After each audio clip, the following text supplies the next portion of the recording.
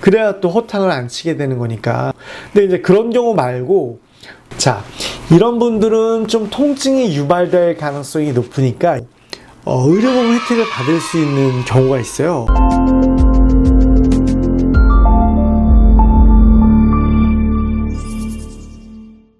자, 이번 시간에는요, 지난번 말씀드린 거에 이어서 자궁내 장치 2탄 제가 오늘 말씀드릴 건데요. 자, 오늘은 자궁내 장치하면 가장 환자분들 걱정하시는 게 뭐예요? 아프다는 거죠. 아프다는 거. 자궁 안에 넣으면 아프지 않을까? 그 좁은 데 들어오면 아프지 않을까? 그게 제일 걱정되시잖아요. 그래서 이제 그거에 대해서 통증을 좀 어떻게 하면 줄일 수 있는가? 또 어떤 분들이 통증이 있을지 미리 예측할 수 있을런지 그런 거에 대해서 좀 알려드리고요. 또 두 번째는 자궁내 장치가 원래 피임과 관련된 것들이라서 피임과 관련된 것들은 전부 다 비보험이거든요. 비보험 일반, 즉 본인 부담금이 높다는 거죠. 근데 이게 자궁내 장치도 일반 말고 의료보험 혜택을 받을 수 있는 경우가 있어요. 그래서 어떤 경우가 그렇게 되는지, 아무래도 의료보험이 되면 본인이 좀 더 싼 가격에 할 수 있으니까 그런 부분에 대해서도 오늘 자세하게 말씀드리도록 하겠습니다. 자, 그래서 자궁 내막이란 게 사실 공간이 넓은 공간이 아니에요. 우리가 데드 스페이스라고 얘기를 하는데, 원래는 거의 공간이 없는 공간인데 그 기계를 밀어넣다 보니까 이게 통증을 이렇게 유발할 수 있거든요, 사실. 근데 어떤 분들한테는 사실 통증을 이렇게 많이 유발하지 않는데 어떤 분들한테는 되게 통증을 유발할 수가 있거든요. 그래서 우리가 통증이 많이 유발될 걸로 예상되는 분들, 특히 그런 고위험군에 있어서는 아예 처음부터 수면 마취를 하고 자궁내 장치를 받는 것도 사실은 좋은 방법이에요. 근데 우리가 수면 마취를 하려고 그러면 적어도 4시간 동안은 금식이 필요하거든요. 그러니까 제가 지난번 시간에 또 말씀드렸잖아요. 지난번 영상 이걸 참고하시면 되죠. 자궁내 장치를 아무 때나 넣을 수 있는 게 아니라고 말씀드렸잖아요. 생리 시작하고 나서 임신이 확인 안 된 때, 배 안 된 때 그 생리 주기에 맞춰서 병원을 미리 맞춰서 방문해야만 허탕치지 않고 넣을 수 있다고 그랬는데, 거기에 더해서 원래 통증이 유발이 될 걸로 의심이 돼서 좀 고위험군인 사람은 수면 마취를 하려고 그러면 적어도 4시간은 금식을 하고 가야만 바로 할 수 있는 거죠. 그러니까 생리 주기도 맞춰서 가야 되고, 수면 마취를 하면서 받을 사람은 4시간 금식도 해서 가야 되고, 그렇게 조건을 잘 맞춰가야만 바로 병원 가서 할 수 있는 거잖아요. 그래야 또 허탕을 안 치게 되는 거니까. 근데 어떤 사람들이 자기가 자궁내 장치를 넣었을 때 아플지 안 아플지 그걸 대략적으로 좀 예측을 할 수가 있거든요.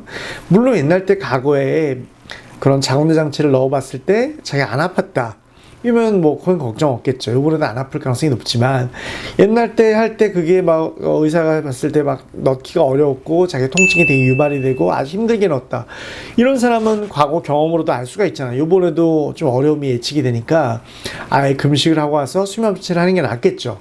근데 이제 그런 경우 말고, 자, 이런 분들은 좀 통증이 유발될 가능성이 높으니까 이런 분들은 좀 미리 아예 4시간 금식을 하고 와서 수면 마취를 하고서 아예 받는 게 좀 유리할 수 있어요. 자, 첫 번째는 분만력입니다. 분만력. 여성분이 과거에 분만을 어떤 식으로 했는지가 가장 중요하거든요. 무슨 얘기냐면, 자, 보세요. 임신을 한 번이라도 했던 분들은 자궁이 많이 늘어나 있고 자궁 경부도 늘어나 있고 입구가 늘어나 있기 때문에 대개의 경우는 그런 경우는 쉬운 경우가 많아요. 근데 반면에 자기가 출산력이 한 번도 없다, 그리고 혹은 완전 출산 말고 유산력 같은 게 많다, 이런 분들은 길이 좀 어려울 가능성이 높다라는 거죠. 완전히 한번 출산을 하시지 않은 분들은 자궁이 늘어나 있지도 않을 뿐더러 거기다가 또 유산을 몇 번 반복했다 그러면은 자궁 안에서 그런 유산의 흔적으로 그런 게 좀 붙어 있을 가능성이 높아요. 내막길이 유착이 돼 있으면은 정말 길이 들어가기가 어렵거든요. 그래서 그런 분들 같은 경우는 아예 처음부터 수면 마취하고 하는 게 더 통증을 줄일 수 있는 방법일 수가 있어요. 그래서 또 실제로 아예 자궁내 장치가, 그래서 요즘에 종류가 새로운 게 나왔죠. 2개가 다른 게 나왔잖아요.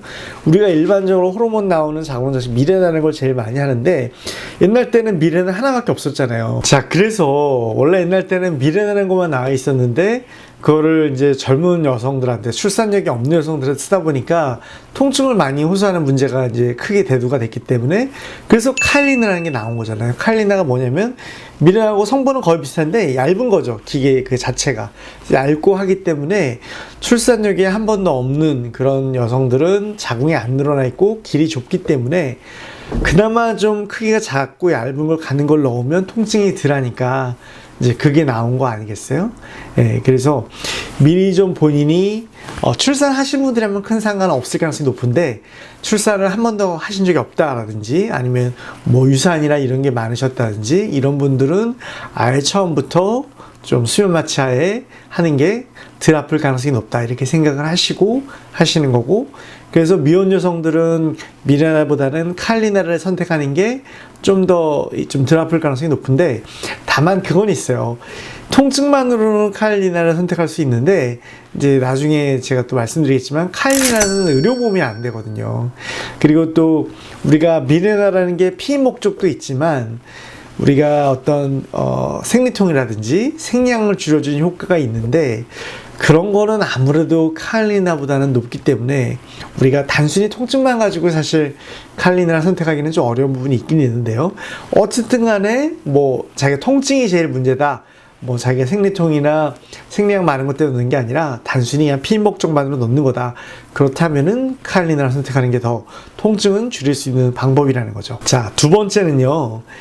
자, 자궁내 그 길 안에 뭔가 좀 이렇게 기부가 들어가는 방해가 될 만한 것들이 있었는지를 한번 잘 생각해 보셔야 돼요. 이제 뭐냐면 제가 지난번에 이어서 자궁내 모형을 가지고 나왔거든요. 모형을 보면서 제가 설명을 드리죠. 자, 이게 자궁 모형인데요. 자, 질을 통해서 이 자궁 내막 안에 이게 자궁내 장치가 이렇게 들어가게 되는 거거든요. 근데 이게 사실 모형이니까 이게 사실 공간이 자궁 내막 안에 공간이 넓게 나와서 그렇지 실제로는 되게 공간이 거의 없어요. 그 없는 공간을 기구에 이렇게 벌려가면서 들어가는 거기 때문에 자궁이 수축하게 되니까 통증을 유발하게 되는 거거든요. 근데 그 길 자체가 여기처럼 여기 보면 자궁 내막에 그런 것들을 좀 길을 방해하는 것들이 있을 수가 있어요. 뭐 자궁 내막에 폴립이 있다든지 자궁 내막 쪽으로 튀어나온 뭐 자궁 근종이 있다든지, 혹은 이런 물리적인 해부학적인 특성 말고도 옛날 때 여기에 감염이 생겨가지고 뭐 대표적으로 결핵 같은 게 제일 대표적인데요.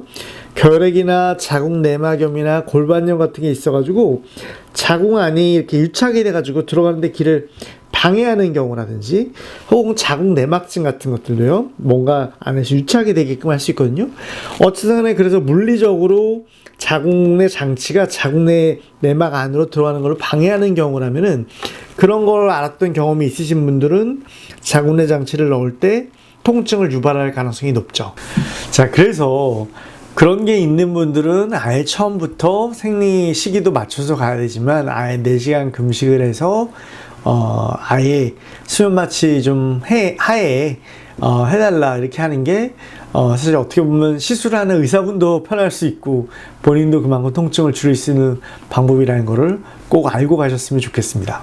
자, 피임과 관련된 그런 것들은 비보험이라고 제가 말씀드렸잖아요.